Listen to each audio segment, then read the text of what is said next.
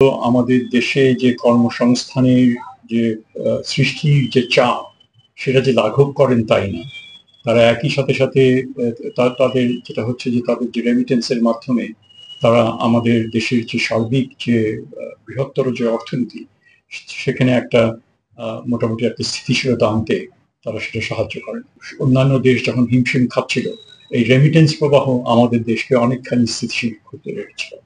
একই রকম ভাবে আমরা জানি যে এই গত যে আন্দোলন যে আমাদের এখানে হলো, দ্বিতীয় মুক্তি যে আমরা লাভ করলাম, সেখানেও একটা বড় রকমের ভূমিকা অভিবাসী শ্রমিকরা পালন করেছিল। কারণ শেষ যে আহ্বান তাদেরকে করা হয়েছিল যে তোমরা রেমিটেন্স প্রবাহ বন্ধ রাখো এই সরকারকে ই করার জন্য, তাকে দুর্বল করার জন্য, এবং সেটা তারা বন্ধ রেখেছিল। তো এইভাবে তাদের যে শক্তি, দেশের প্রতি তাদের কমিটমেন্ট, লয়্যালটি, এগুলো কিন্তু তারা প্রদর্শন করেছে।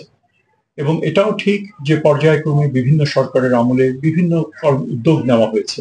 উদ্যোগগুলির মধ্যে যেরকম হচ্ছে আইন প্রণয়ন করা, নীতি প্রণয়ন করা, বিভিন্ন রুল সেগুলো প্রণয়ন করা, ব্যাংক গঠন করা, বিএমইটি প্রতিষ্ঠা করা, রিজিওনাল ওয়েলফেয়ার বোর্ড প্রতিষ্ঠা করা, একটা আলাদাভাবে একটা মন্ত্রণালয় প্রতিষ্ঠা করা, এই কাজগুলো হয়েছে। কিন্তু তা সত্ত্বেও অনেক রকমের সমস্যা কিন্তু রয়ে গেছে। আমরা এই সেক্টরে কাজ শুরু করেছি প্রায় 30 বছর আগে থেকে।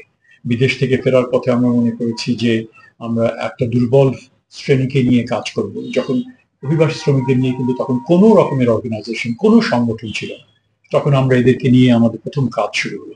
তো সেদিক থেকে দেখতে গেলে কিন্তু আরো 30 বছর পরেও বেশ কিছু সমস্যা কিন্তু এখনো রয়ে গেছে। যেরকম প্রতারণা, তাদের প্রতারণা হয়। আমাদের এখানকার যে অভিবাসী যে খরচ, যেটা অভিবাসনের যে খরচ, সেটা পৃথিবীর অন্যতম বেশি খরচ এখানে হচ্ছে।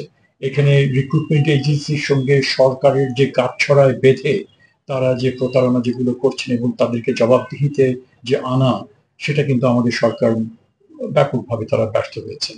সো নানান রকমের তারা দেশের জন্য করছেন ঠিকই, কিন্তু তার বদলে দেশ কিন্তু যতটুকু করা প্রয়োজন ছিল ততটুকু কিন্তু তারা করছে না। আমরা যদি দেখি যে তাদের বাজেটে অ্যালোকেশন কত, এই একটা সেক্টর যেটা একটা থ্রাস্ট সেক্টর হিসেবে পরিগণিত হওয়া উচিত, সেখানে মাত্র 0.8%, গত 15-20 বছরেও তার আশেপাশে ঘোরাঘুরি 0.8, 1%ও না অভিবাসী শ্রমিকদের এই খাতে আমরা যদি দেখি ministry of expatriate welfare, overseas employment, সেটাই তো একটা ধারণা দেয় যে কতখানি অবহেলার এটা রয়েছে।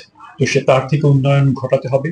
এবং যেহেতু অভিবাসীরা এই গত আন্দোলনে বড় রকমের একটা ভূমিকা তারা পালন করেছেন, তার প্রতি সম্মান জানিয়েই কিন্তু বর্তমান সরকারের উচিত কার্যকর পদক্ষেপ গ্রহণ করা এবং এই সংস্কার কর্মকাণ্ডের মধ্যে অভিবাসী যে যে অভিবাসনের যে সেক্টর, অভিবাসন সেক্টর, সেটাকে বিবেচনার মধ্যে নিয়ে আসা।